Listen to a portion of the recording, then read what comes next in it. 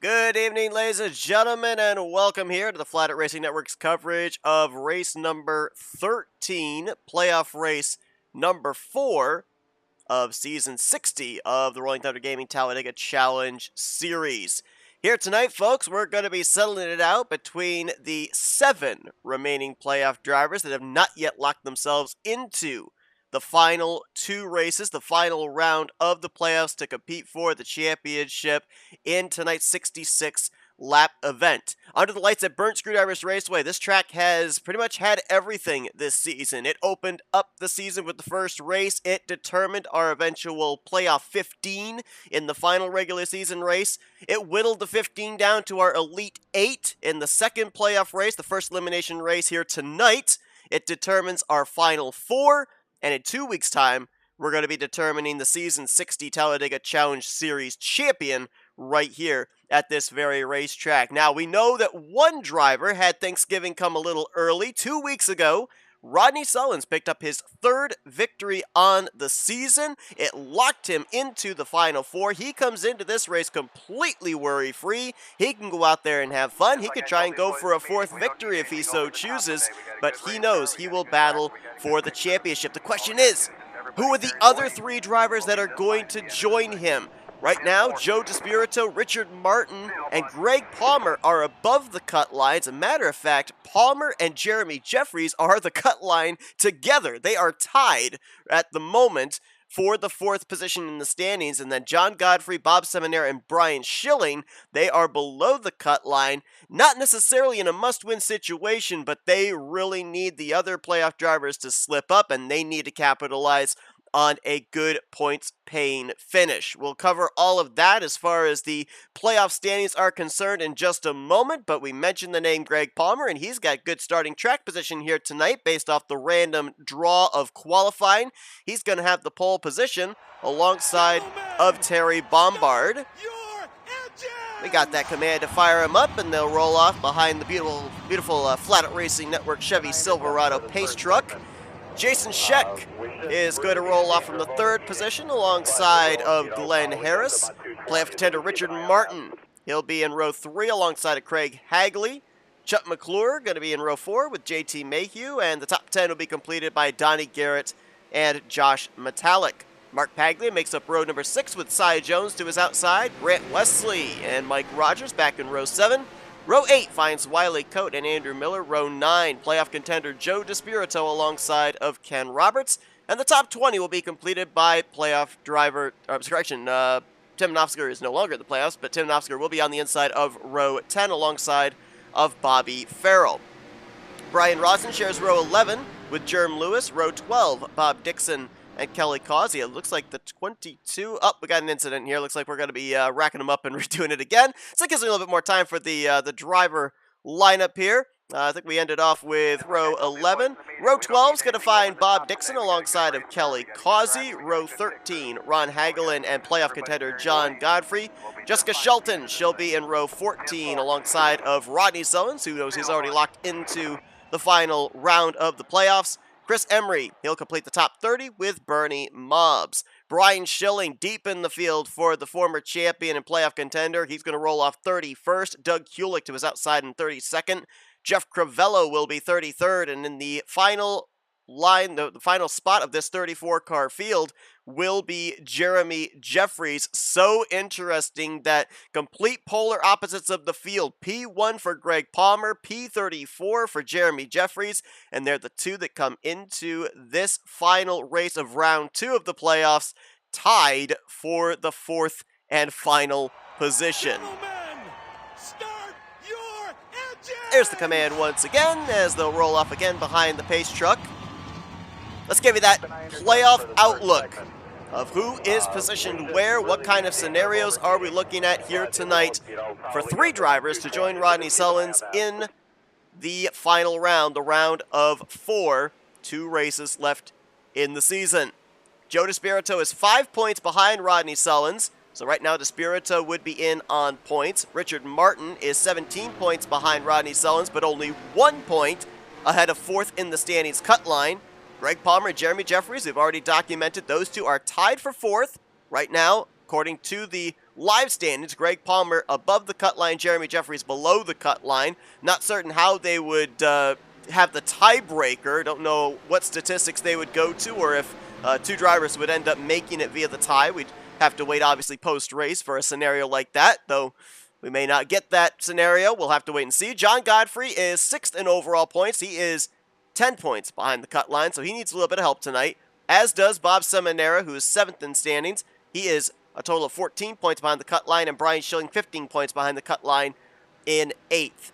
None of those three drivers just mentioned there, Godfrey, Seminary, or Schilling, have to win at this point in time to make their way into the Final Four. However, if a lot of their competition are running up there inside the top 10 tonight, it may end up being a must-win situation for all three of those competitors. Three drivers in our final 8 are former champions, DeSpirito, Seminara, and Schilling, and two of them right now, Seminara and Schilling, are below the cut line. DeSpirito looks like he's pretty safe, 13 points ahead of the cut line.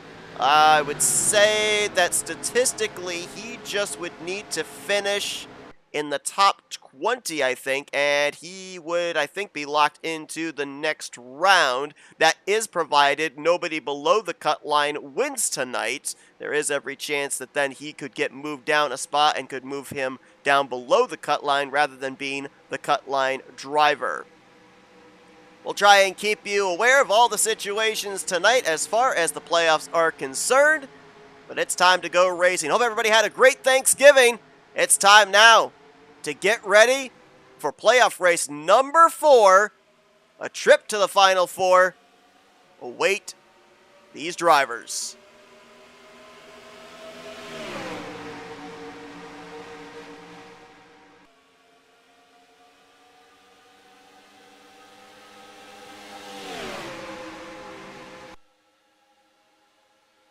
Greg Palmer staying down as low for as long as he can, trying to pick up Richard Martin. Moved up to block the run of Terry Bombard, moves back down to the bottom to pick up the 43 once again. Both these drivers potentially working together to try and make their way into the Final Four. Greg Palmer going to get that very important bonus point for leading the first lap here tonight. It'll be interesting to see our 7 remaining playoff drivers, what they're going to do in terms of that kind of strategy of leading a lap. Will they go for the bonus point, or will they give up the track position to maybe be better on a fuel scenario, depending when and if cautions fly? Now Richard Martin jumps up to the outside line, dives back to the inside line. He was willing to ride the first lap behind Greg Palmer, but now he wants the bonus point. Not going to get the help he needs on that inside line, though. Donnie Garrett too far back. Chuck McClure was quicker to the bumper of the 22, and Palmer will continue to lead via now the middle line. Chuck McClure got eliminated from the playoffs back at the end of the first round, so now he's out there just trying to finish out the season with another victory.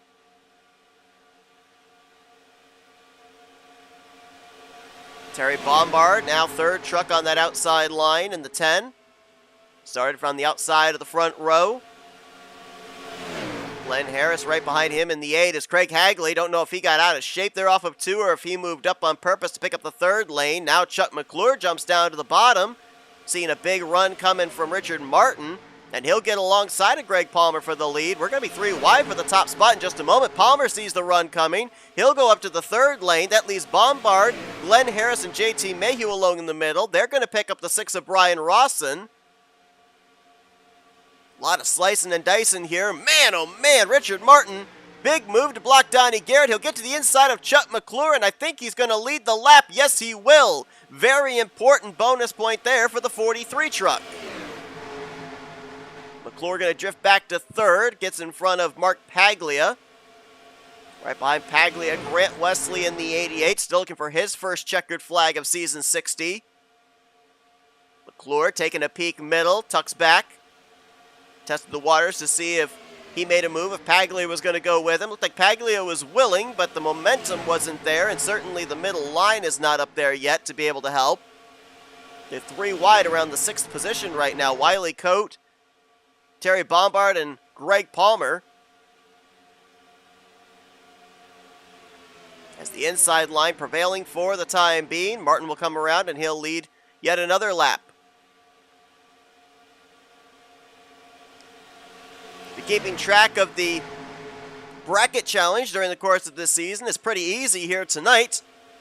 It's Rodney Sullins versus Tim Nofsker. The winner of that battle tonight, highest finisher, will go on to face Joe DeSpirito next week for the bracket championship. If needed, they will go into another battle the following week in the season finale. Chuck McClure in that middle line, finding some momentum. That was third, fourth, and fifth a couple of laps ago. Now, first, second, third up on that outside line with McClure, Paglia, and Wesley. Wiley Cote has also jumped up there. Former winner on the season, Ken Roberts, the bright green number 55, fifth on that outside line. Meanwhile, on the inside line, the 24 of Joe DeSpirito, slowly working his way up to the front after he started from 17th. Statistically, coming into tonight's race, the three best drivers as far as average finish, victories, top fives, top tens have been Joe DeSpirito, Rodney Sullins, and Richard Martin. I'm sorry, correction, make that Jeremy Jeffries, rather. Sullins, DeSpirito, and Jeffries. Richard Martin and Brian Schilling have kind of been close as the fourth best driver statistically on the season. Right now, though, Sullins, DeSpirito, and Martin are above the cut line coming into tonight. Jeffries is the cut line, and Schilling needs a lot of points to make his way in to the Final Four.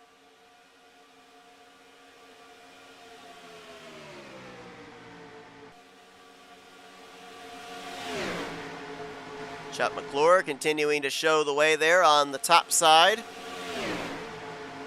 You see the side-to-side of these drivers here. I'm not certain if that's on the broadcast side or if that's actually side-to-side on those drivers' side. Since I'm not seeing anybody getting sent to the back, I'm going to assume it is on the broadcast side, so apologies for that if you see these cars doing a little bit of a side-to-side shake.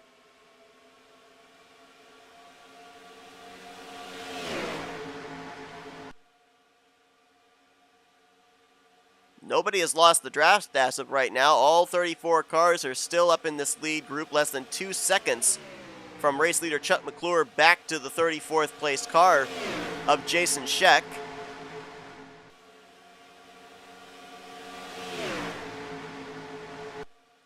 We see a lot of times during the latter portion of the schedule, when it gets down to 8 and eventually 4 drivers battling for the championship, the other non-playoff drivers, they simmer down just a little bit. It's around the beginning of the season and near the end of the regular season that we see the caution-filled races, because drivers, either at the beginning of the season, they race with a little bit of reckless abandonment, knowing that everybody's starting at 0 points, or of course, near the end of the regular season, a lot of drivers come in must-win situations to advance into the playoffs. But then when we start getting later on into the schedule, closer towards the end of the season, we start to see drivers be a little bit more cautious, a little bit more patient, and usually have the races with the long green flag runs, which we're seeing right now.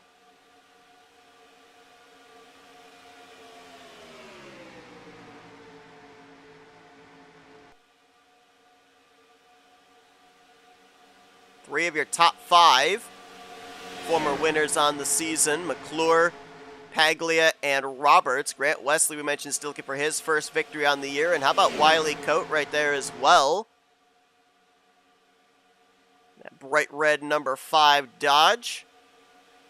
He's looking for his first victory on the season. Glenn Harris in the 6th position, the Krispy Kreme Chevrolet.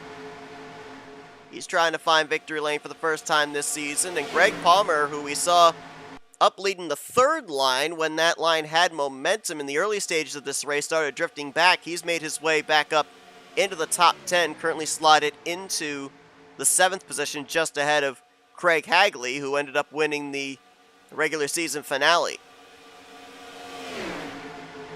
Josh Metallic right behind him. And then Terry Bombard, completion of the top 10.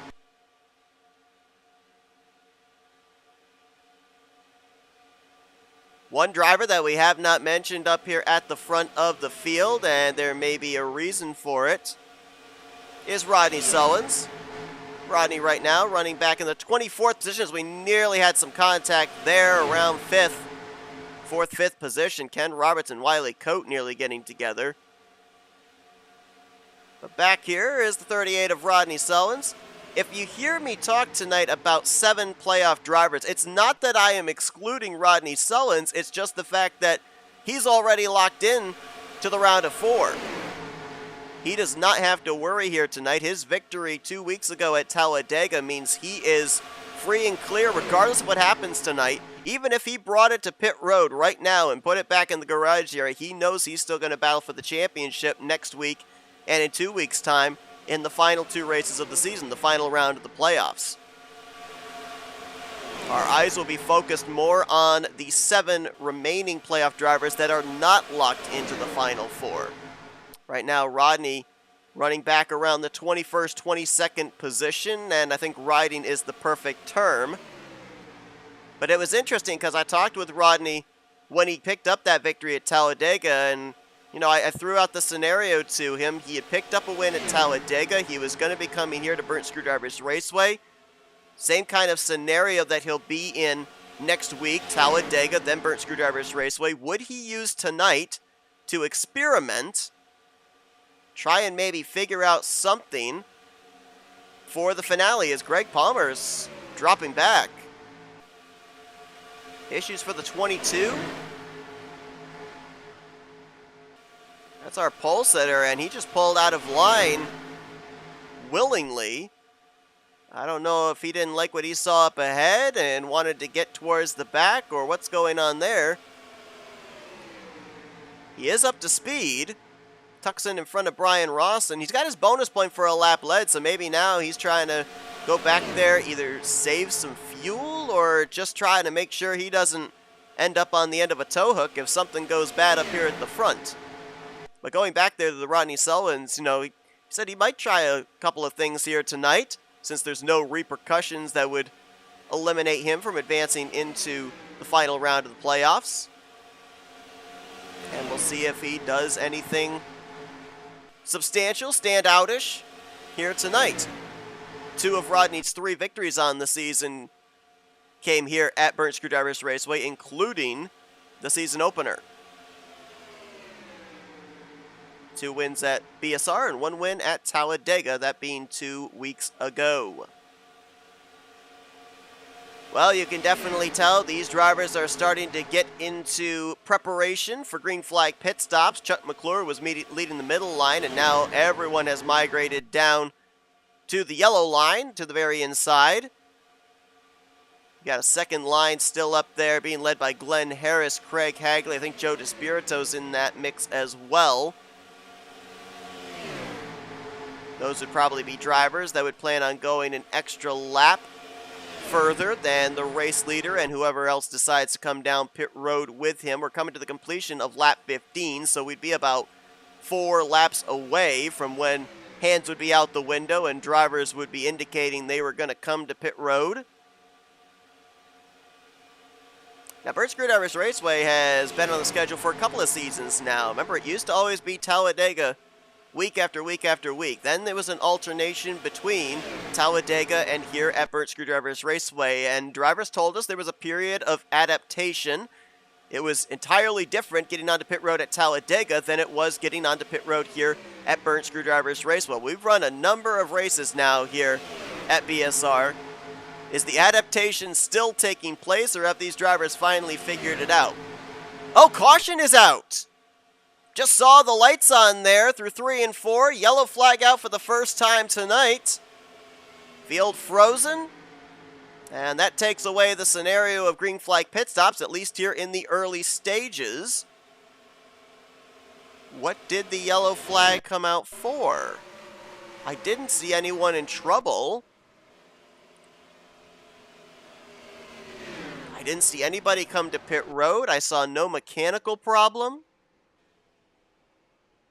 This is a weird one.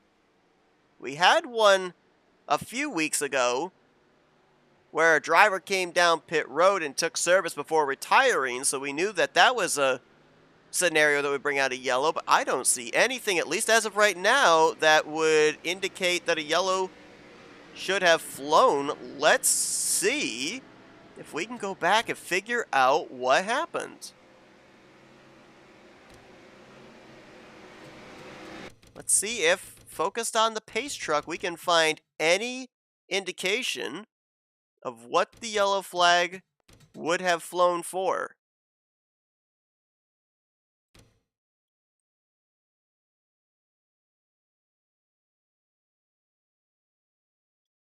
Well, we're going to show you the freeze frame here. Here's where the pace truck is getting ready to leave pit road. And as you see, we cycle through the field. There's nobody out of shape. No black smoke. This is a weird one. There is the last car, 34th place Jason Scheck. No one with an issue. That is an odd one. That is a very odd one. I just checked the NR chat. According to JT Mayhew, we've got a spectator climbing the fence. That's why they had to throw the caution. Well, that makes things interesting as far as strategy is concerned, because you see Jeremy Jeffries in the 1 stays out to get a bonus point for a lap led. Why is he doing that? Because Richard Martin, who was 1 point ahead of him, and Greg Palmer, who was tied with him for 4th in the standings, both have led a lap. And 3rd and a tie for 4th were separated by 1 point. So this now, for Jeffries, cancels out the bonus point that Martin and Palmer were able to get in the early going. Granted, though, it's going to give up a ton of track position for Jeremy Jeffries once everything cycles around. Now, strange happenings here at Burnt Screwdrivers Raceway. Our first caution of the night for unknown reasons. We're going to blame the fan climbing the fence, though. With Thanksgiving week over and done with, we're back to broadcasts here on FRN. Saturday, it's race number 4 of Season 5 of the Shake and Bake series for Talladega Nights. And then next Thursday night, we're back here with the RTG Talladega Challenge Series, Talladega Superspeedway, first race of the round of 4.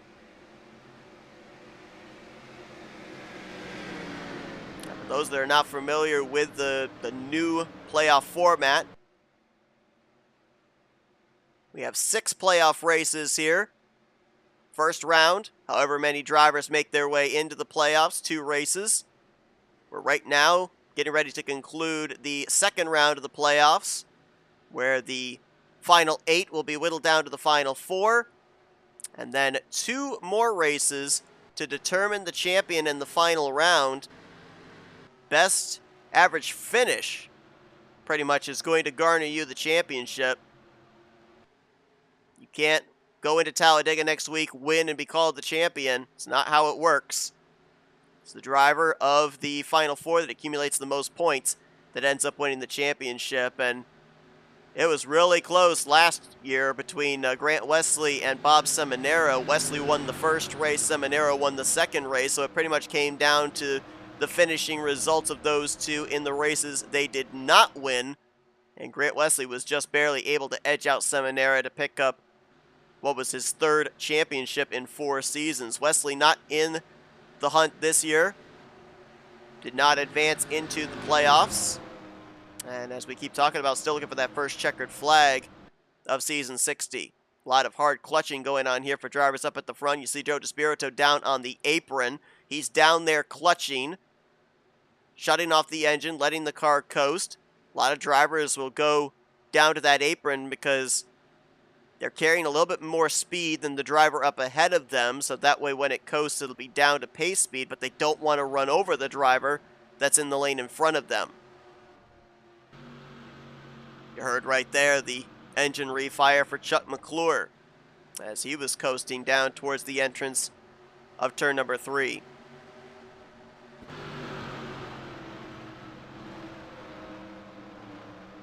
We'll see if the lights go out atop the pace truck this time. When that yellow came out, all 34 drivers running were on the lead lap, so with no lap machines, we wouldn't have the extra lap of pacing.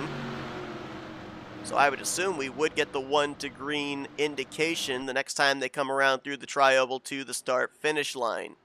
Chuck McClure would line up as the race leader. He's led 13 laps so far. Grant Wesley be to his outside. Ken Roberts, Wiley Cope, Mark Paglia, the top 5.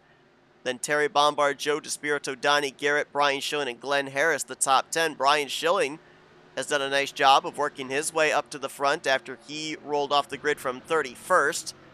Jeremy Jeffries started this race from dead last. We saw him stay out, get the bonus point for a lap led, but due to staying out that extra lap of pacing, he'll be starting towards the back. I believe he crossed the line 25th or 26th for this upcoming restart. There you see the lights out atop the pace truck, so we will indeed go back green on lap 21. These drivers will still have to pit 2 more times before the conclusion of this race. Even with all the hard saving they're doing right now, I do not see how they can make it on 1 more stop. I found out this afternoon that today is the birthday of one Samuel Lawrence Clemens. People may recognize him a little bit more familiarly by his pen name Mark Twain. End up seeing his profile pop up on my Bing search bar. Wondered why. And apparently the man that came in with Halley's Comet and went out with Halley's Comet, it was his birthday today, November 30th.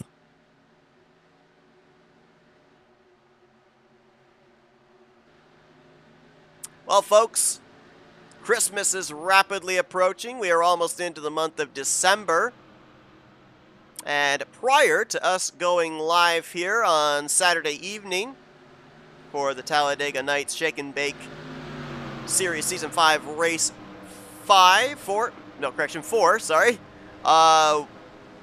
If you want to, head on over to the NSRA Sports and Gaming channel on YouTube, where yours truly will be having a fundraising live stream. Hashtag Thankmas2023. Raising money for World Central Kitchen. Going to be a gaming session with a bunch of my friends, including tuning into the Fortnite live event featuring a concert, an in-game concert by Eminem. That'll be over on the NSRA Sports and Gaming channel from 10 o'clock a.m. Eastern Standard Time to 7 o'clock p.m. Eastern Standard Time. Just go onto YouTube and type in NNSCRA. Hope to see you there. Hopefully we'll be able to raise some good funds for World Central Kitchen. Green flag is back in the air here at Burnt Screwdrivers Raceway. Chuck McClure leads us back into turn number 1. Outside line did not get going. Wiley Code nearly a car length back behind Grant Wesley. That's good news for the entire inside line, as Ken Roberts is clear for second. Paglia looks to clear for third. That whole inside line, a lot of pushing, a lot of bumping, almost some shoving to keep the momentum going into turn 3.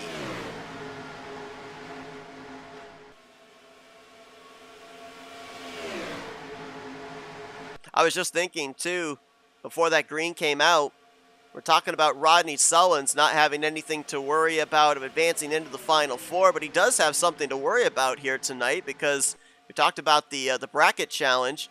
He needs to worry about Tim Nofsker. So Rodney does have something still to race for here tonight, despite the fact that he's already locked in to the Championship 4. Drivers were trying to figure out there in the top 5 which lane they wanted through 1 and 2. Ken Roberts ends up on the bottom. McClure up on the top. He's got Paglia to help him. DeSpirito to the back of the 55. 3 wide further back, Jessica Shelton in the Crown Royal Ford Raptor. High, wide, and handsome with Brian Rawson and Jeremy Jeffries. These drivers were towards the back on that restart, so going where the others ain't and trying to make forward progress. Looks like for the time being, they are indeed moving forward. They've just trapped Jerm Lewis, in the middle. Shelton going to get alongside of Josh Metallic now. That third lane broke up a little bit there through 1 and 2. Jeremy Jeffries trying to get back up to Brian Rawson. Doug Kulik trying to do the same. Shelton's gotten up alongside of Glenn Harris. Now trying to do the same to Terry Bombard. That third lane is cooking. Meanwhile, the inside line charges back against the middle. Chuck McClure. We've seen that when that third line forms here at this particular racetrack, the middle line seems to die. Let's see if it helps Ken Robertson. That inside line is, ooh, man. I don't know with that camera angle if my eyes deceived me of Paglia making a move or if McClure just decided to go down to the inside line. Almost looked like a little 50-50 there on that scenario. I wasn't sure if McClure was going to be clear off the nose of Ken Roberts, but we keep it green. Everybody's good to go. Just a little heart scare for me up here in the booth as look at that third line. Wiley Coates saw the momentum coming. He jumps up in front of Shelton. And now with it side by side, middle and outside line, look how the inside line starts to forge ahead. I think that's why McClure jumped down to the bottom. He saw that third lane was coming. He knows that in the past, the third lane stalls the middle lane and it gives the advantage to the bottom, so he wanted to be sure he was in the lane that was going to keep the track position. Top 5 there on the bottom have all cleared. Now 6th place, Greg Palmer. Moving by Paglia. Donnie Garrett looking to do the same. Momentum has stalled on both the second and third lines. Grant Wesley saw him jump down to the bottom. Right behind Donnie Garrett. More drivers in that middle line will be looking to do the same, looking for an exit, an escape to get out of that middle groove. Subsequently, you'll see more drivers, I think, jump down from that third lane to the middle line. I think I just saw Jeremy Jeffries do that through the tri-oval.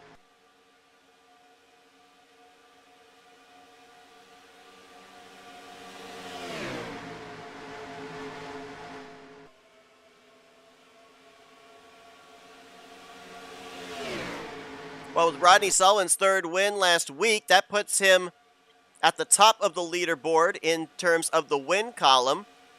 Look at 3rd and 4th place right now. Joe DeSpirito and Brian Schilling. Going into our last race at Talladega, Schilling, DeSpirito, and Sullins were tied with 2 wins apiece.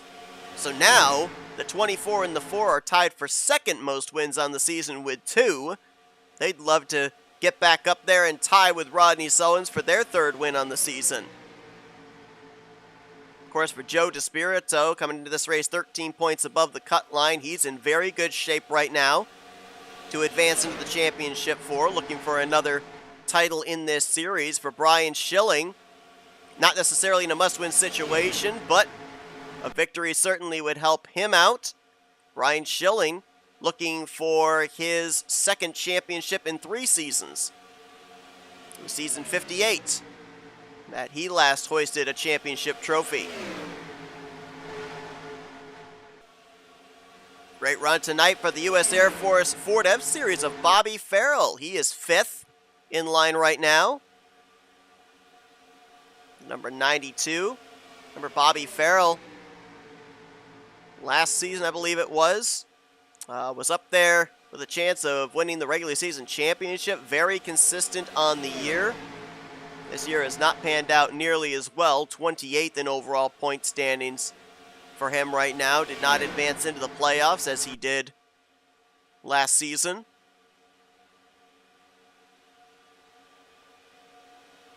Well, right now, if I were to eyeball it, looks like Joe DeSpirito, Richard Martin, and Greg Palmer would be the 3 that would join Rodney's. Oh, we got a wreck! I just saw smoke in the middle of the pack. Caution's out. Oh, and it's a big one off of 4. And Jeremy Jeffries is in it. Lot of damage to that Chevrolet. I saw Greg Palmer, make that correction, Rodney Sullins rather, was involved. Jerm Lewis. Glenn Harris involved. There is the 38 of Sullins. Mark Paglia. Jeremy Jeffries coming down a closed pit road, but going to try and get as much damage repaired here as he can. Lewis is, I think, done for the night. Hard to tell some of these drivers back here. Looks like Terry Bombard's got damage.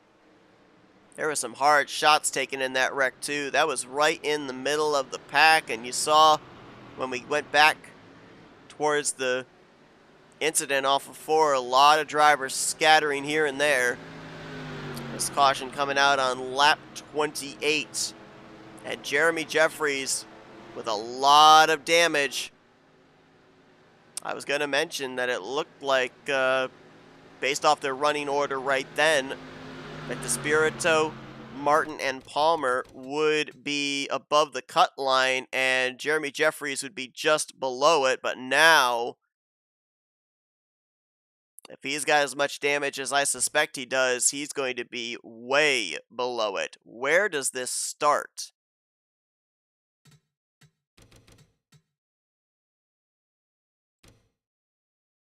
Looks like maybe Josh Metallic might have been around the area where this one began. Let's take a look. Mark Paglia right behind him in the 28. Oh, no. Ron Hagelin gets into Mark Paglia. Almost looked like a little bit of our old friend Gapwack there with the hitbox, and unfortunately the smoke cloud kind of covers over the entrance to the front stretch. There you saw Rodney Sullins was facing the wrong way, though. We'll get some more camera shots here. It may have caught in the background of the shot we just had there, the one of Jeremy Jeffries going up and over against the outside wall. Here's a look at it again as the trouble was just broken out. Jeffries comes down across the nose of Crivello, and right there pops him up into the wall. That's rear end damage, that's roof damage. That translates to a lot of aero damage. And that could be championship hopes over for one Jeremy Jeffries.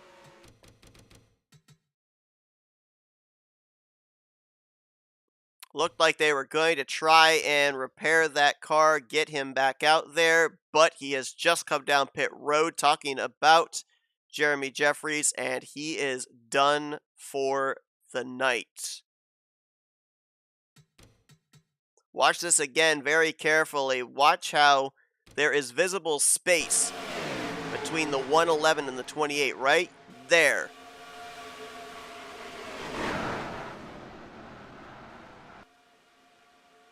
Boy, big hit for Bob Dixon. Jerm Lewis gets clobbered by the 8 of Glenn Harris.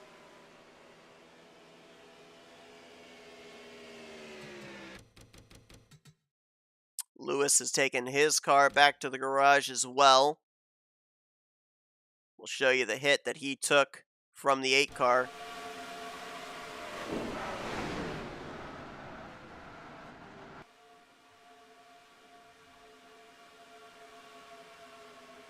Actually, he hit the 8 of Jerm Lewis, and then it looks like maybe those two kind of warped together. And with the 8 inside of his front end, that completely grenaded the motor. Well, I don't know if the camera survived, but this is the proverbial nail in the coffin of one Jeremy Jeffries. Look at this with absolutely nowhere to go.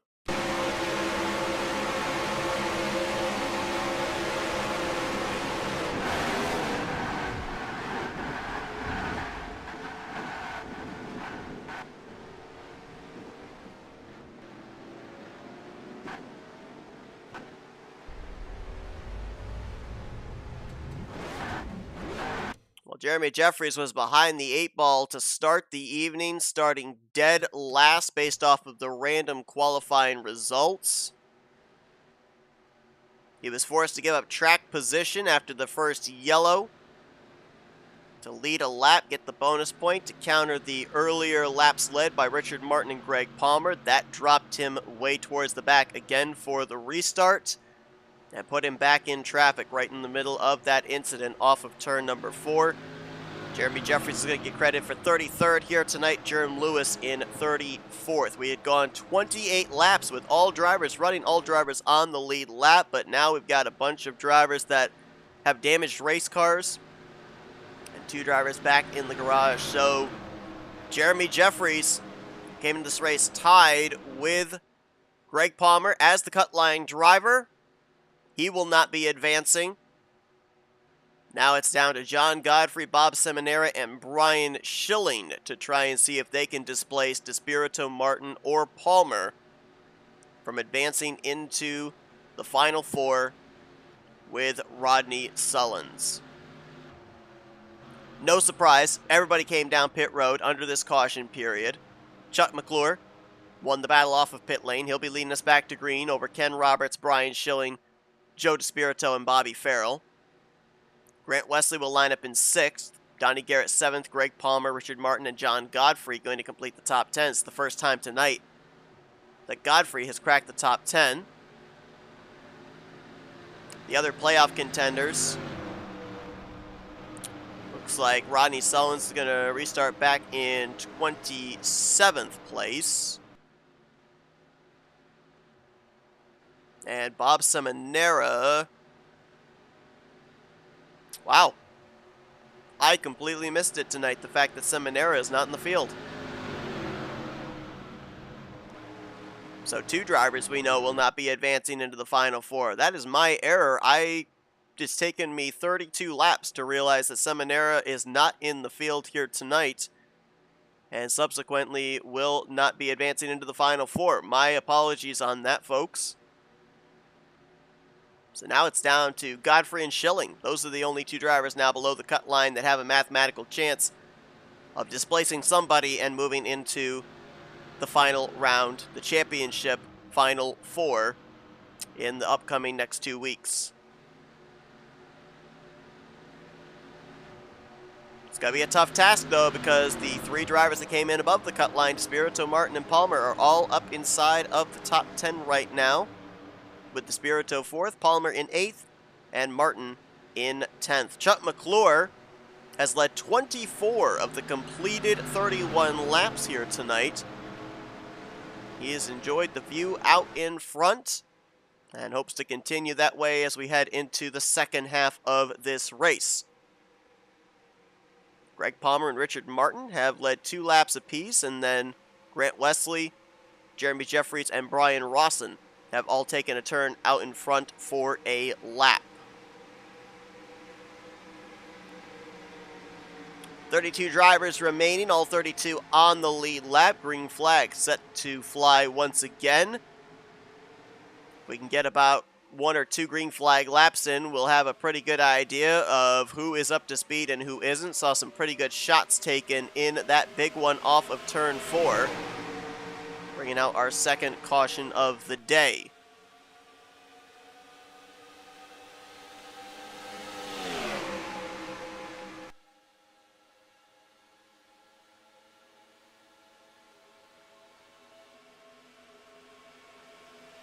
For those that are wondering, with where the 3 drivers I mentioned, DeSpirito, Palmer, and Martin are running, Brian Schilling, John Godfrey are currently in must-win situations. That could change, though, here in the second half of this race, as outside line, Ken Roberts, big push from Joe DeSpirito. He will go to the point. Ken looking for his second victory on the season, snapped a winless streak with his win here towards the middle portion of the schedule. Was not able to garner enough points, though, to get into the top 30 in the standings for his win to count toward, I'm sorry, the top 20 in the standings, I should say, for his win to count towards a spot in the playoffs. As a matter of fact, coming in tonight, Ken Roberts has the most DNFs statistically in Season 60.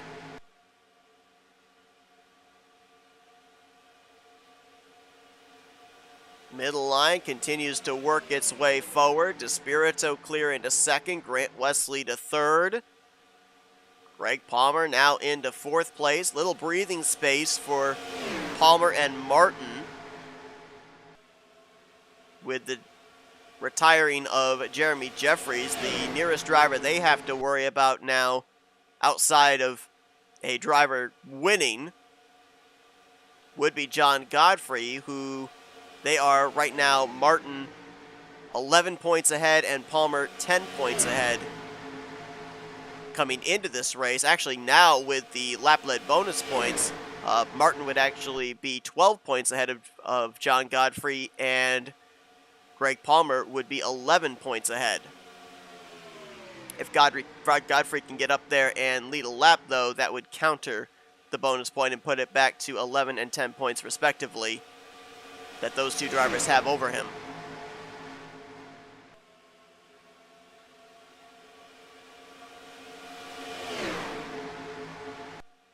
Now, I'm trying to remember back to last season, and I don't recall if a playoff driver wins here in the round of 8, if they get extra bonus points heading into the final 4.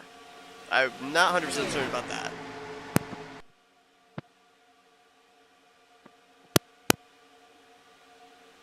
But if that's the case, it almost makes me wonder about, the scenario right now for a Joe DeSpirito or a Greg Palmer or a Richard Martin. You're in good shape to point your way into the championship 4. Do you run the risk of making an aggressive move if you're in a position to win? If there are those bonus points on the line, I think maybe yes, but if there are no bonus points on the line, if just the final 4 drivers start at an even point, tied, heading into next week's race, then maybe you pull back the reins a little bit and you don't try and make a move for the win. Because we've talked about it in the first couple of playoff races, the drivers that have nothing to lose versus the drivers that have everything to lose. If you're not in the playoffs, if you're not battling for a championship, you're more than likely going to make a very aggressive move in the closing stages, or in turn make a very aggressive block to keep the race lead and the race win, than you would if you are a playoff contender, realizing that a lot of points on the table, a lot of drivers still out on the racetrack.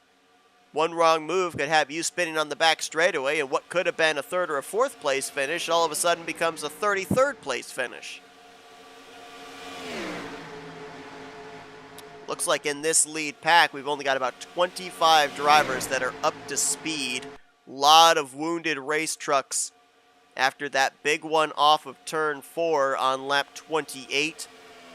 Bob Dixon, Bernie Mobbs, Mark Paglia, Brian Rawson, Andrew Miller, Jason Scheck, and Ron Hagelin all off the pace.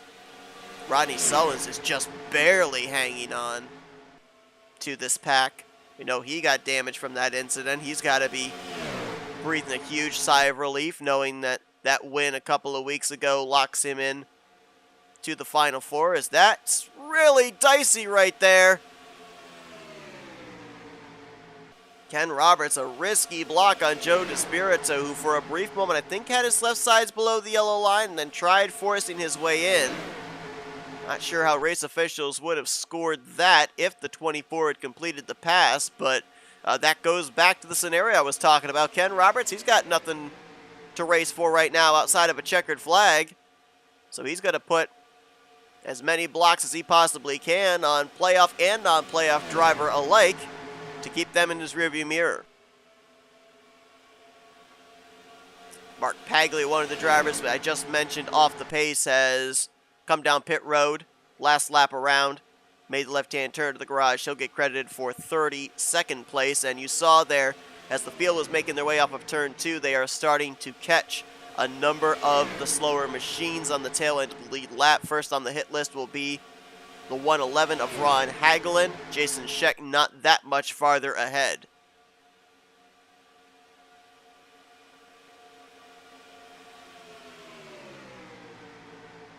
Well, for those wondering what that caution did for the fuel scenario, it's made it very close now.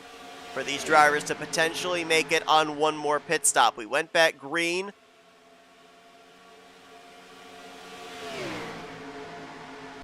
On lap 32.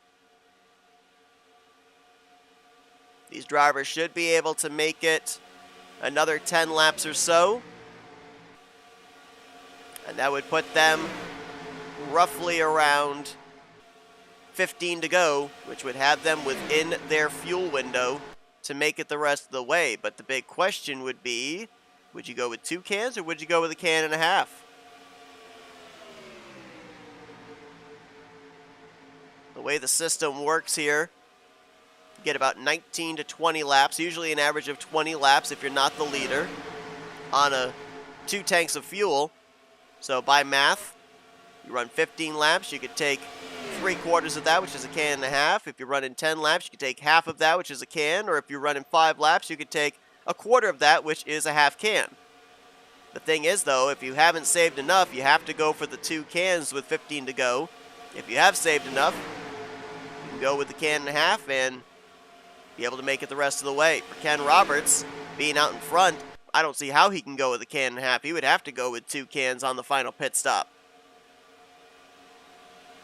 You got Chuck McClure up there leading that second line. That's consuming fuel. So that could push him over the edge of having to take on 2 cans on the final pit stop. Saw Ron Hagelin pull down to the apron when the field caught him. Jason Scheck moves up to the outside line, letting the field on by. Right now, those two would be in the lucky dog positions should a yellow flag wave. Got to be a bit of time before the leaders catch the next slower machines. They're about half a racetrack ahead right now. Andrew Miller and Brian Rawson. And Ron Hagelin, looks like he ran the apron all the way through 3 and 4. He came to pit road, and he's now gone back to the garage area, bringing the tally up to 4 drivers that are retired out of the race. Hagelin, Paglia, Jeremy Jeffries, and Jerm Lewis. If you're just joining us, Jeremy Jeffries involved in a big wreck, a big multi-car pileup off of turn 4, back around lap 28. Jeffries came into this race tied for the 4th position in the points, was tied for the cut line, but his DNF now knocks him out of advancing into the championship 4. Bob Seminara not in the field here tonight. He was below the cut line, so he will not advance into the championship 4. John Godfrey and Brian Schilling are the last 2 remaining drivers below the cut line that are looking to advance their way in. Joe DeSpirito, Richard Martin, and Greg Palmer all looking to preserve their spots, at least to point their way into the Final 4 to join last time out's winner, Rodney Sullins. How about Donnie Garrett and Jessica Shelton now up inside of the top 5? Donnie in 4th, Shelton in 5th. They've made their way up to the front very nicely. Also noticing back there, just creeping into the top 10, is that red, blue, and green Jif Peanut Butter Wonder Bread Chevrolet of Kelly Causey. Right behind the 22 of Greg Palmer. Drivers that were either just ahead or able to make their way through that big wreck midway through the race, now reaping the benefits in terms of track position and maybe by the end of the night finishing position. Going to be 20 to go this next time by. Fuel window would be open to make it the rest of the way if drivers wanted to dive onto pit road now. Interesting scenario too, because as I mentioned, you'd be probably fluctuating between a can and a half and 2 cans. If you absolutely know you're going to have to take 2 cans of fuel, do you maybe do the undercut and pit now with 20 to go? Nobody is going to be able to do a quick pit stop. A can and a half of fuel is going to take at least, I think, 9-10 seconds on pit lane. Don't know if you want to maybe go with right side tires as well. Did somebody just disappear behind Chuck McClure? I think the 22 just disappeared. Greg Palmer. I might be wrong, but I'm pretty sure he was the one that was running behind Chuck McClure. Oh, man, if that is the case, Greg Palmer was a driver that came into this race tied with Jeremy Jeffries for the cut line. Oh, he's just reappeared. Wow. Man, I thought for a moment the 22 might be potentially falling out of the server. He has reappeared. Very fortunate there for Greg. And Kelly Causey, veteran move there, as he went up to the outside in front of Josh Metallic until the 22 reappeared. Now he tucks back in line behind Greg. Looks like Greg has actually dropped out of the TeamSpeak, but he did not drop out of the NR server. Very, very fortunate, because we've seen in the past, if a driver falls out of the server, their lap does not get added back. We saw Grant Wesley have connection issues a few weeks ago on multiple occasions, and the laps did not get added back when he re-entered. So Greg dodging a bullet there as pit road is about to get busy. I mentioned about that fuel window being open, and here's some of your undercutters. Donnie Garrett, Chuck McClure, Josh Metallic, Brian Schilling trying to pull a Hail Mary play here, Nofsker, Wiley Coate, and Doug Hulick all on pit lane.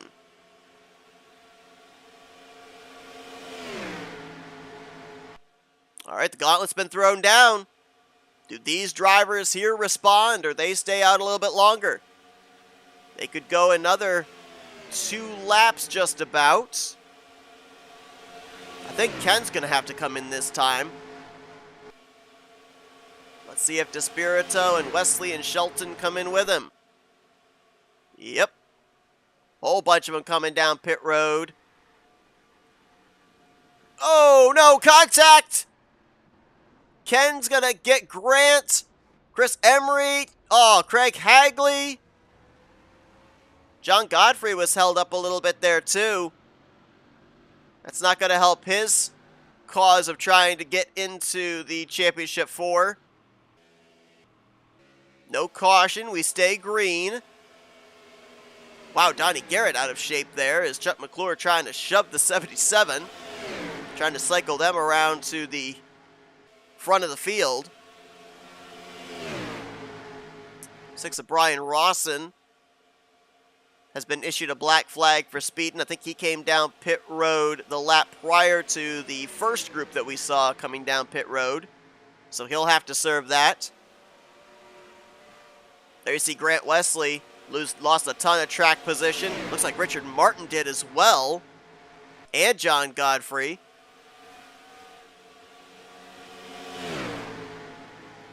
I don't know if they're going to cycle out to the race lead or not. Joe DeSpirito, Craig Hagley. Hagley with a great pit stop. Looks like he may cycle out to the race lead here, at least for the moment. But then here comes Donnie Garrett with a full head of steam and a lot of drafting help. Good pit stop there for the 32. Oh, was it too good? Oh, man, Hagley's back in. Either he missed his pit stall or he was too fast. That is a tough break there for Craig. A couple more drivers there. Jeff Crivello, JT Mayhew, Terry Bombard. Damaged it off the pace, completing their service. Joe DeSpirito's trying to latch on to these front 5, but I don't know if he's going to be able to. They're 2 lined up. Doug Hulick is all by his lonesome. Actually, Crivello and JT Mayhew, they may not be off the pace. Hulick's going to bypass them for 7th. That'll drop Crivello back to 8th, JT Mayhew to 9th. Terry Bombard right now, I believe, would be 10th, with Shelton 11th and Godfrey in 12th. And now Grant Wesley has picked up some drafting help here with Richard Martin, Kelly Causey, Greg Palmer's in this group along with Rodney Sullins. If they can get the numbers here, do they have enough time to be able to catch up to this pack right here led by Donnie Garrett? They're going to put Andrew Miller a lap down, Craig Hagley, who had to serve the black flag. He's going to be going a lap down. Oh, I just got report JT Mayhew in the 338 has been issued a speeding penalty. And Hagley's coming back in. Did he get hit with another black flag? Also during the cycle of that green flag pit stop, Chris Emery, who we saw involved in the pit road entry stack up of that second pack, he made the left-hand turn to the garage, did not even bother going into his pit stall. He's out of the race. He'll get credited for 30th.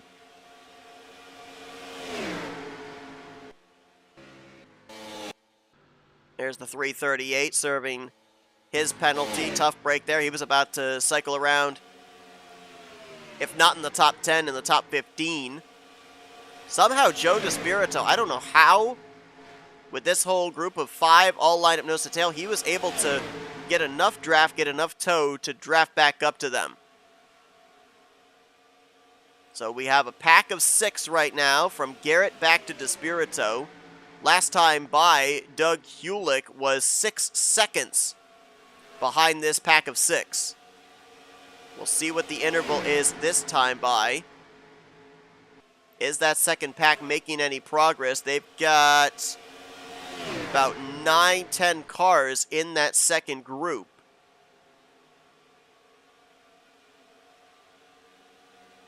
And it looks like the interval stayed about the same from pack 1 back to pack 2, which are racing side by side with Hulick and Crivello on the bottom. John Godfrey leading the top side. This group might have actually just caught the 23 and the 56 and are trying to make their way around them. Let's see about lap times here for the race leaders. John Godfrey currently scored in 9th, but I think he'll be 7th here at the line. 48.512 for his lap. Compare that to the leader of this pack, 48.016. That's a half second faster for this first pack. And that showed up on the relative. Now 7.3 seconds from the leader back to the second group. Granted, that second group did have to run a little bit longer around the racetrack to get past the 23 and the 56. But this time around, it'll be 11 laps to go. Is that going to be enough time? Do they need a caution to be able to get back into this conversation, talking about 7th place on back? Couple of Dodges getting put a lap down there. Bernie Mobbs, the 31. Bob Dixon, the 143. So now 23 drivers on the lead lap. Mike Rogers just up ahead there on the back straightaway of the race leaders. Bookended by a couple of lap machines. Craig Hagley just ahead, Jason Scheck behind.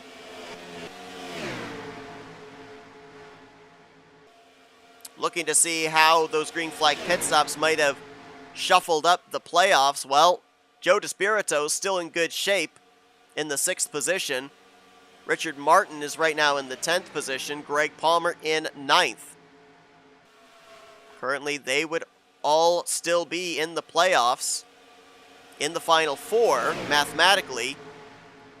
The driver they have to worry about right now would be that number 4 of Brian Schilling, because Schilling has a chance to win.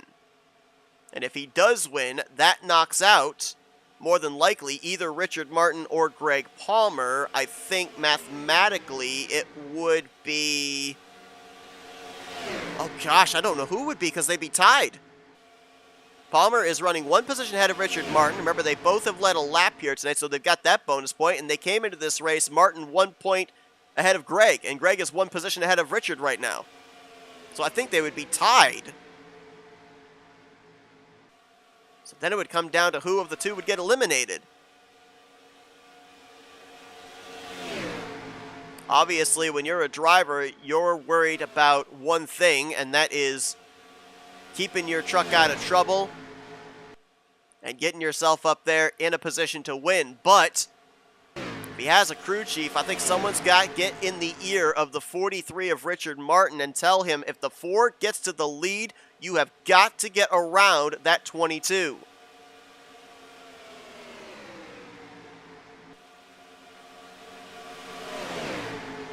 Well, Rodney Sullins right now in this second pack The driver he's battling in the bracket series, Tim Nofsker, is in the lead group in the 5th position. So Tim, barring any problems, looks like he will be facing Joe DeSpirito next week, potentially with the championship on the line, unless another round is needed in the season finale.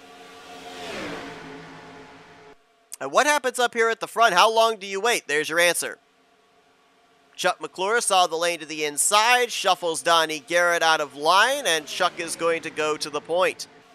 Brian Schilling's going to move on past him.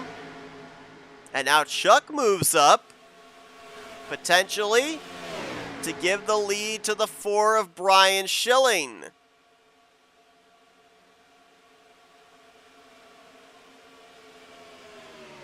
Brian Schilling in a must-win situation right now with where the rest of his playoff competitors are running.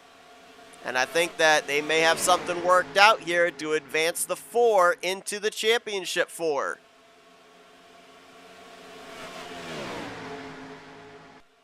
So Brian Schilling, can he hang on to the top position? Moves up there in front of Chuck McClure. Got some lap traffic to deal with here. Mike Rogers going to go a lap down. Craig Hagley going to go a second lap down. Schilling was the long shot driver coming into tonight. He was 8th of the 8 playoff contenders. 15 points below the cut line. Not necessarily in a must-win situation, but certainly based off the fact that all the rest of his competition ahead of him, DeSpirito, Palmer, Godfrey, Martin, all been running well tonight, continue to make it more and more of a must-win situation. Now Donnie Garrett's back on the bumper of the 4, and he's got Joe DeSpirito behind him. A couple members of the Florida gang. Do they gang up on Brian Schilling? For Joe DeSpirito, it's kind of a question of who do you want to battle more in the championship Final 4. Do you want Brian Schilling? Do you want Richard Martin? Do you want Greg Palmer? Schilling going to move up the racetrack there in front of Josh Metallic. Sees that momentum coming. Got some lap cars intermingled in this lead pack now too. Bernie Mobbs, Mike Rogers, Craig Hagley. They could certainly play their part into the outcome of this race. Josh Metallic going to try it on the bottom against Brian Schilling for the race lead. And as all this is going on, if you've been keeping an eye on the ticker top of your screen, you'll see that the gap has closed, but it has not closed by nearly enough. It's 6.5 seconds back to that second group led by John Godfrey. Richard Martin has gotten around Greg Palmer. He's realized the situation when the 4 got to the race lead. So right now, Palmer would be out, Martin would be in if the 4 wins.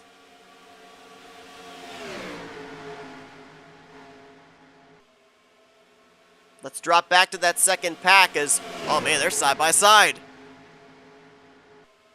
6 cars up top, 5 cars on the bottom.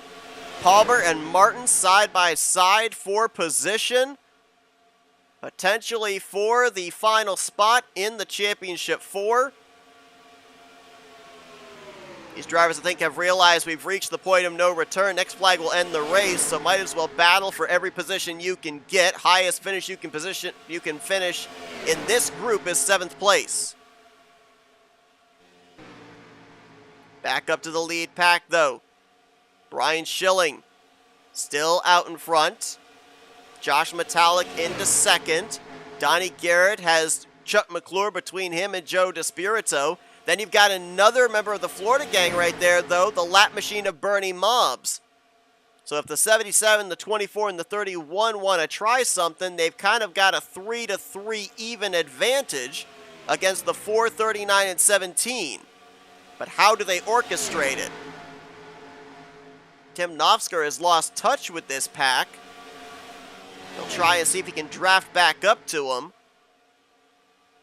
DeSpirito was able to earlier, so I don't see why Tim wouldn't be able to, especially if these drivers start getting racy as we're coming around to 2 laps to go.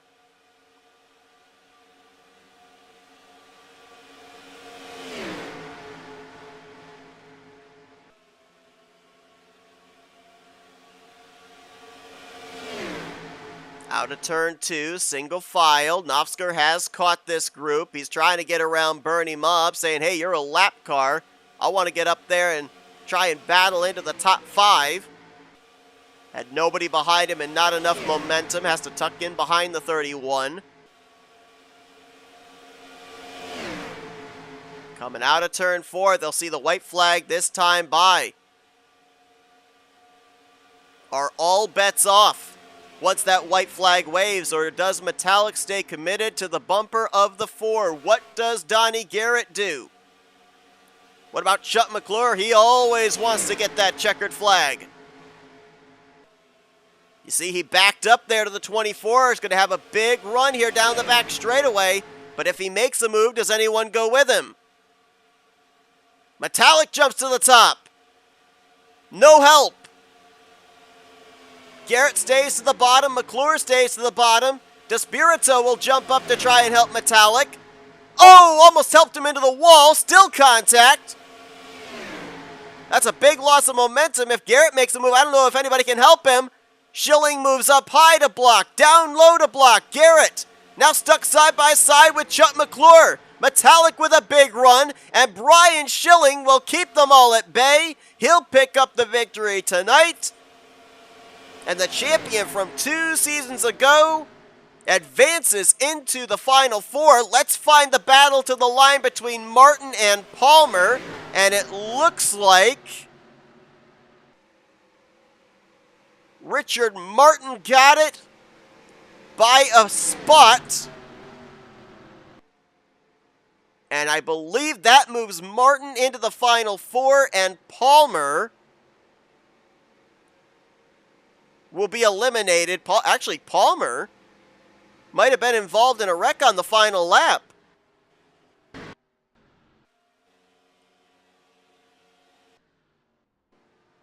Palmer is right now being scored. Oh no! Palmer lost connection on the final lap. Are you kidding me?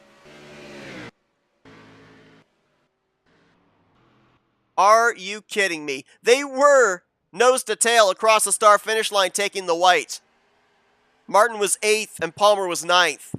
And that was going to be a great battle back to the start finish line for the final playoff position. And Palmer fell out on the last lap. That is heartbreaking. But tentatively, as playoff contenders sweep the round of 8, Rodney Sullins and Brian Schilling win their way into the championship 4. Joe Despirito, who brings it home 6th, and Richard Martin, who brings it home 8th, will point their way into the championship 4. As Brian Schilling celebrates at the start-finish line, and he'll be headed for victory lane.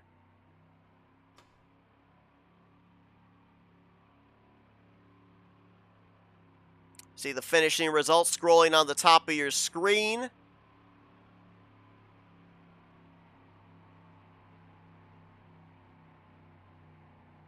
I will now give you a look at the full finishing results here tonight, as Brian Schilling going all the way back to the very rear of pit road. Right there was his pit stall as he rolled off the grid from 31st place here tonight and worked his way up to the front to pick up the victory. Chuck McClure will garner 2nd, Donnie Garrett 3rd, Josh Metallic 4th, Tim Nofsker will move on to the finals of the bracket challenge with his 5th place run tonight. He'll face against the guy that finished right behind him, Joe Despirito. John Godfrey, great run here tonight. The hardship of 2 weeks ago at Talladega put him in a bit of a hole. Was not able to get enough points to be able to advance into the championship 4, but he'll get a top 10 run tonight in 7th. Richard Martin, just enough to be able to advance his way into the championship battle with 8th. Kelly Causey will bring it home in 9th, and Rodney Sullins, who had an adventurous night, was involved in that big wreck, nearly lost the draft. Somehow brings it home with a top 10, even though he was already knowing he was locked in to the championship 4. Terry Bombard brings home in 11th. Jessica Shelton in 12th. 13th place for Doug Hewlett, Grant Wesley 14th, and Wiley Coate in 15th place. Rest of the drivers finish on the lead lap are your top 20 with Farrell, Roberts, Crivello, Cy Jones, and JT Mayhew.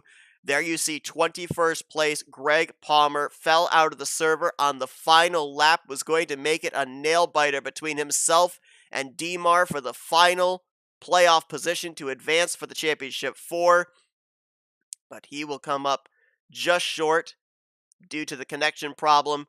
And then the drivers all finishing off the lead lap from Mike Rogers on down through Craig Hagley. 6 drivers did not reach the conclusion. Jason Scheck, Chris Emery, Ron Hagelin, Mark Paglia, Jeremy Jeffries, and Jerm Lewis. Jeremy Jeffries, the big break here tonight, wrecking out and not advancing into the championship 4 due to the DNF. If my scoring is correct, and of course we will wait for official scoring to be absolutely certain, the 4 drivers that were eliminated tonight and will not advance to the championship 4, Jeremy Jeffries, John Godfrey, Greg Palmer, and Bob Seminara. But again, those are tentative. They are unofficial. We will wait for the official wording more than likely before we go off the air here tonight. Well, Rodney Sullins we know is locked in. Brian Schilling we know is locked in. They're locked in via their victories. Joe DeSpirito, I think it's pretty safe to say he's locked in via points. And I believe Richard Martin has garnered the 4th and final position. But let's talk to some of our top finishers here tonight that brought it home on the podium. Let's see if we can first dial up the driver that led 8 laps here tonight, brings home the 3rd position, a great run for Donnie Garrett. User was moved to your Hey, channel. Donnie, Seth up here in the FRN studios. You got me? I got you, bud. Wild race here in the closing stages. Pretty much just 6 drivers battling it out, but you had a couple of lap machines that were up to speed, kind of being the proverbial X factors, and some drafting help as well. We saw a lot of moving and shaking there in those final stages, off the final corner. What little more did you need to be able to get Brian there at the line? Well, I had a lot of them against me there, so that there at the end is a lot of people should go back and watch that because that was a clinic that we put on, and I mean that was clean racing, hard racing, dipping, dabbing, up, down, back, middle. That's the way the racing should be done right there, and I gave it all I had. I mean, when I think Chuck and Josh got together off of that corner, and it knocked Josh up the track because that's who I was going to jump in front of, but he lost all momentum, and then at that point I was screwed. So that was what I was waiting for, and so I did take a shot there at the end and ended up losing second. But you got to go for it at the end of these races. I'm not really racing for anything, so took a shot, got 3rd, and we'll take that and go on to next week. You talk about momentum, and obviously we'll see when there's a big pack and you've got 10, 11 cars lined up in a line, how they're able to move forward. Is it easier? Is it harder? Is it about the same to generate a run when you're in a smaller pack like that? It's harder, actually. It's because you know every one of those guys. You know who they're going to work with and who they ain't going to work with, and so yeah, those little packs. It's harder to get a run, and you got stuff going through your head. You got 80 moves going through your head a lap, trying to figure out, okay, if they do this, what am I going to do? If I do this, what am I going to do? And you're constantly replaying that in your mind while you're trying to concentrate on not wrecking. And I was, like I said, I wanted to push Josh up to the outside, and then when Josh got sideways got to the side of Schilling, I was going to shoot the bottom and try to get a big 3 wide finish there. I mean, it's kind of one of my dreams. I'd like to do a 3 wide finish like that one time, and that one, and I'd like to be upside down on fire and for the win. But yeah, but like I say, that the racing, that was great racing. I don't mind losing them like that. It's a lot of respect was shown out there at the end, and just good hard racing, and everybody gave and take, and like I said, it was fun. Now, your ability to be up there with that lead pack, we can kind of go back and kind of give credit to coming down pit road with that first group when you guys had that green flag pit stop cycle. We saw a little bit of a hiccup with the second group. So, was it already the plan as soon as that fuel window opened to make that dive onto pit road, kind of do that little bit of an undercut, or did you consider maybe staying out a little bit longer? Because based off of our math, it looked like you guys could have gone maybe another 2 or 3 laps before having to make that pit stop. Yeah, we were. I was about.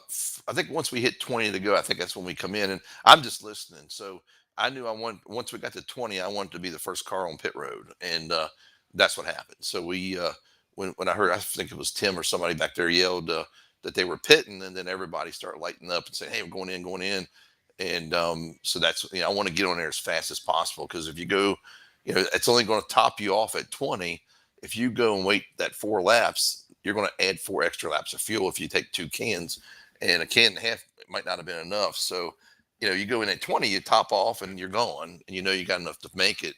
I still had 2 laps at the end, and I led a lot of that. So, just you want to get inside that window and then be the first car on pit road. Well, Donnie, a great run for you here tonight. Saw you spend some time out in front. Almost got the win here this evening, but you bring it home with a solid podium finish in third. Congratulations on the job well done. Before I let you go, though, we're giving the opportunity to thank some sponsors, do some shout-outs. Yeah, thank you for the great broadcasting and all the owners and admin at RTG. I'd like to thank the greatest sponsor in the world, Astroglide. We was definitely slipping through the field tonight, and hopefully we can slip through the field again next week, and maybe finish a few spots further up there. Donnie Garrett, solid third place here this evening under the lights at Burnt Screwdrivers Raceway. Congratulations on the great run. Hopefully, we see you keep this consistency up next week when we head to Talladega. Woo! Let's see if we User was can moved out of dial your up channel. tonight's second place finisher, Chuck McClure. User was moved Hey, to your Chuck, Seth channel. up here in the FRM booth. You got me? How you doing, Seth? Oh, we know whenever you're up there towards the front, always going to give it a heck of a try to get that checkered flag. Almost got it here tonight, but there are only about 6 of you lead lap trucks up there. Very difficult to not only find drafting partners, but generate some runs there.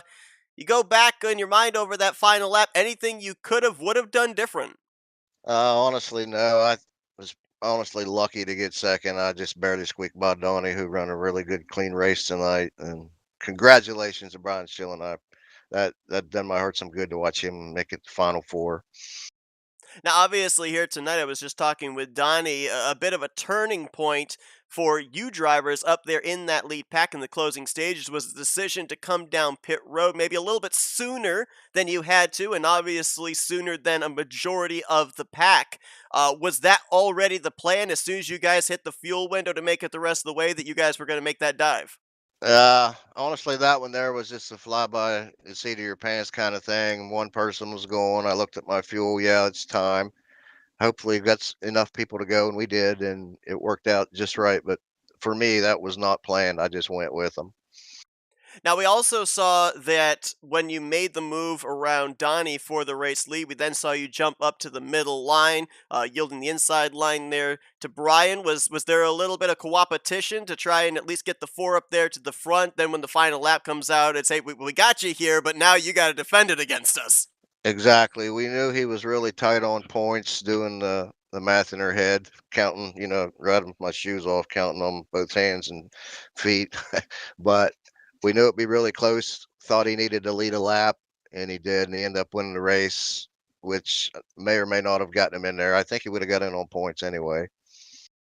Well, Chuck, a great run for you here tonight, bringing it home in second place. A well-executed race for you. So close, our scoring shows 81 one-thousandths of a second short of that second checkered flag in the season, but still a great performance for you. Congratulations on the great run. We'll give you the opportunity here for some thank you sponsors and shout-outs. Well, I appreciate these guys here at RTG, all the admins. They do a bang-up job with all the drivers and setting the rules and keep everything fair for everybody. You guys at FRN, I can't wait to watch this one again, and all my friends and family watching from Marshall County Schools. Shout out to all them, and I got a lot of friends to watch these races, and I appreciate it. Chuck McClure brings it home in the second position here tonight at BSR. He'll look to get that second checkered flag next week when we head to Talladega Superspeedway. Good luck and great run tonight, Chuck. Thanks, Seth. All right, let's go User down was to moved out victory of your lane. Let's channel. see if we can dial up one of our championship four now. Brian Schilling, your winner here tonight. User was moved Hey, to Brian, your it's Seth channel. up here in the FRM booth. You got a copy? Yeah, I'm still here.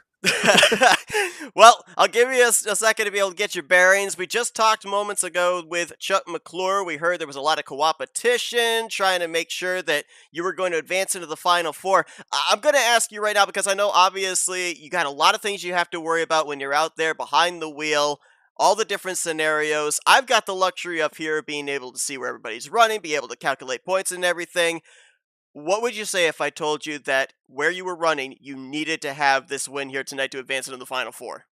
Oh, I knew it. I was watching the F2 because I knew Demar and Palmer were both running, around the top 10. So it's like I need more points. Godfrey, he was right up there too. So it's like I had to win.